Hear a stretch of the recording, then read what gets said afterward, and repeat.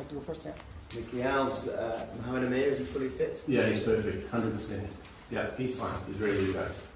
Despite not sitting out that last practice match, you're confident he's got enough overs under his belt? Yeah, we just said about that. It was his rotation. You know, Abbas sat out the first game, Hassan sat out the second game, so he sat out the third. Mickey, Azhar got runs in the last game, and Azhar got a 50 up in Malahide as well. It's come off the bat of some fairly lean form for both of them. How worried are you about those two not, having maybe more runs under the belt this year? No, I'm not worried at all about them. They're quality players. Their records speak for themselves. They've got very good test records. They roll up. They're big match players. They're fine, and they're all batting really well at the moment. They're getting stuck in. Nets were challenging today, which was good, and the guys stuck it out really well. So I'm confident that they'll deliver for us. Nicky, how vulnerable do you think this England team is? A slightly sort of new dawn for them in terms of new selection, a couple of new faces in the team, but you must fancy your chances. Oh, England are always good. Yeah, in their home conditions, England are a different team to England abroad. So, to be honest, we're just worrying about ourselves. We're a very young Test cricket team at the moment, and we've changed the brand. We've changed the way we want to play. We've gone 5 batsmen, 5 bowlers. We're just looking to build. We've got a lot of young players who we want to give a lot of experience to. So our focus has just been on ourselves really. Yeah, we've had a look at obviously Butler, and I think he adds an attacking side to England. But our focus is very firmly on us and us doing our basics 100%. You keep proving everybody wrong, really. 30 years Pakistan. Could you do it again? Yeah, of course we can. Definitely. We haven't come out not to win. But we focused in on ourselves. I know that if we play well enough, it's a change room full of very, very skilled cricketers, very young cricketers, fearless cricketers, guys that don't fear failure. They're an intelligent, skillful bunch of cricketers who, if we get the breaks and things go our way, will certainly put England under pressure. Just actually about one of those guys specifically then, Mickey. I mean, I guess a lot of fans here won't have seen Imam ul Haq bat much, but they'll know the name. How does he live up to that billing and that family history and all that kind of part of his identity? To be honest, he's a totally different character to Inzi. He's I don't think it phases him that much, to be honest. Nothing really phases him. He's on cloud 9 at the moment. He played beautifully for us under pressure against Ireland. He made his Test debut, got 100 on debut in one-day cricket. He's living the dream, and he's rolling with the punches at the moment. He's fine, and I don't think that phases him at all. To be perfectly frank. Mickey, you said something about changing your brand and your approach. How different is it from 2 years ago when you came over and it was the push-up post boot camp series and did so well there, number one? How's the brand and the approach changed with this side you've got now? Well, first of all, we're an incredibly fit unit. The guys have trained unbelievably hard. Not that we weren't coming in 2016. That was the start of almost the fitness regime. The brand of cricket we're playing is certainly a more attacking brand.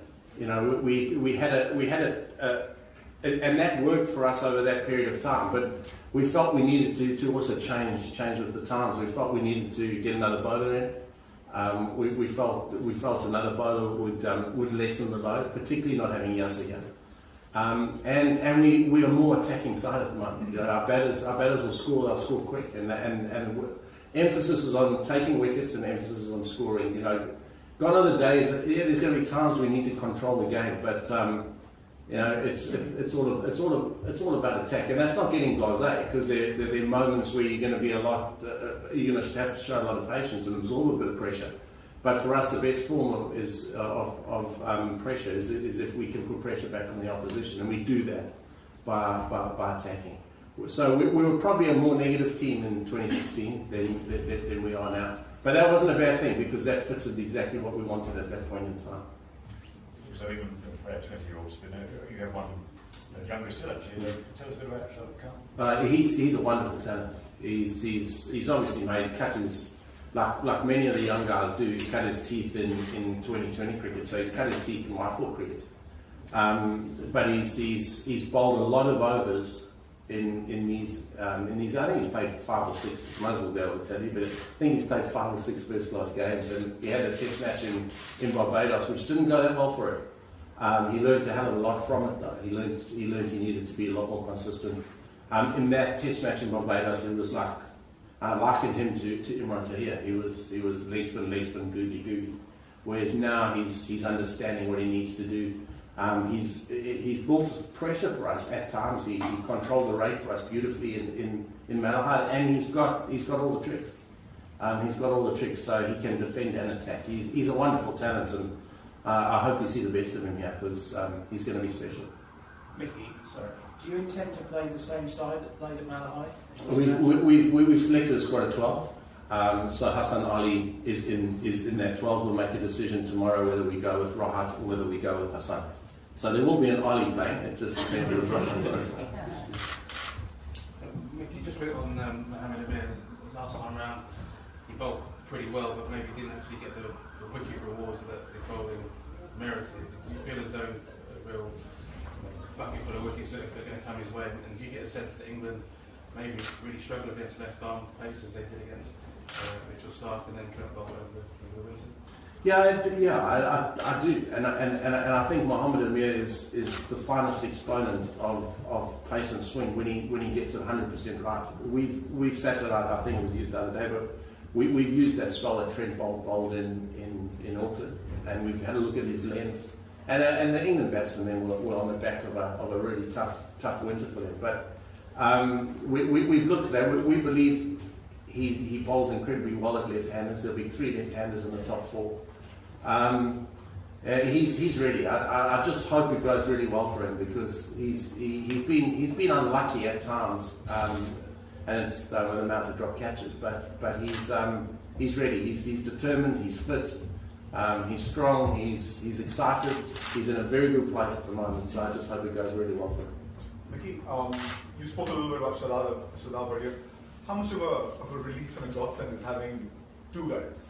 I know they've only played 1 test, but Fahim and Shadab, they change potentially the nature of your lineup completely.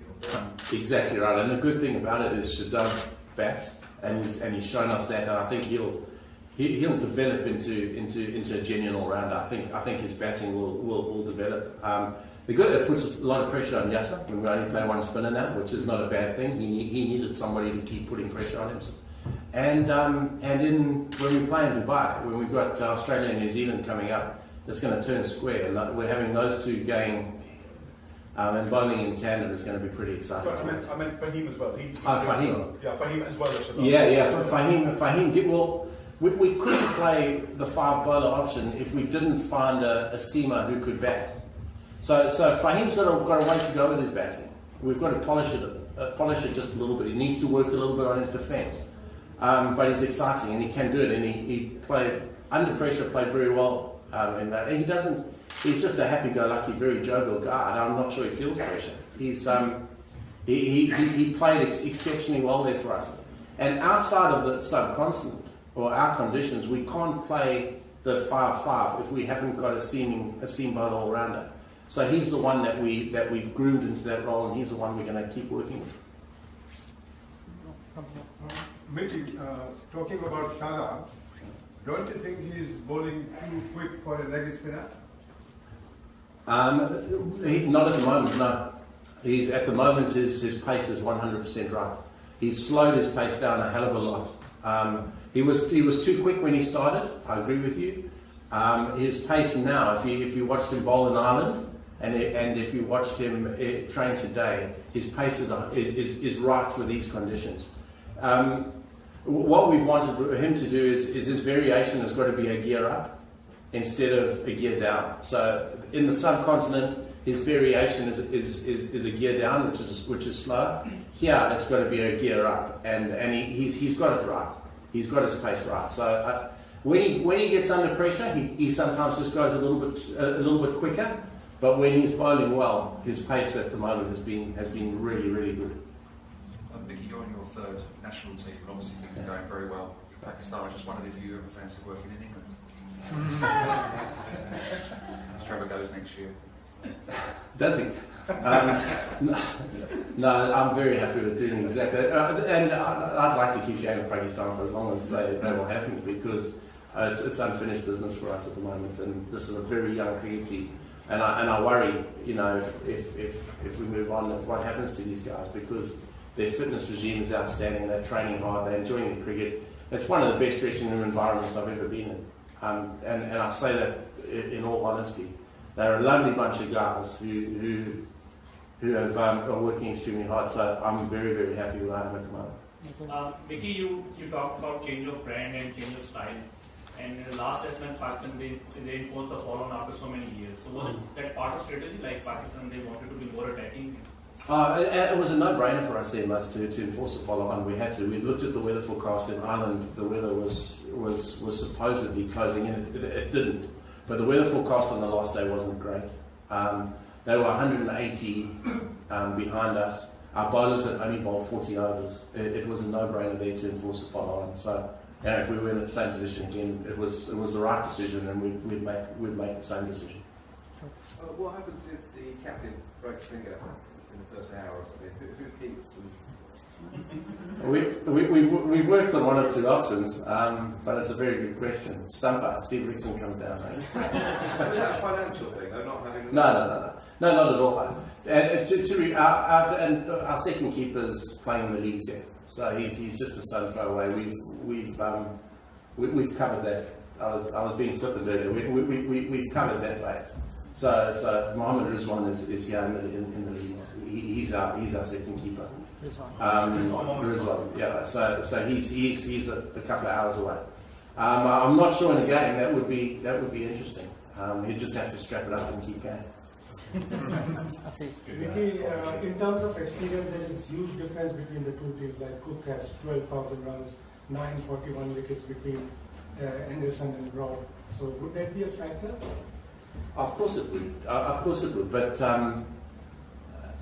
you know, with all that comes a lot of responsibility and a lot of accountability with the amount of runs and the amount of experience that those guys have got. A couple are under the pump at the moment. Our guys don't fear that at the moment. There's accountability, there's responsibility for them.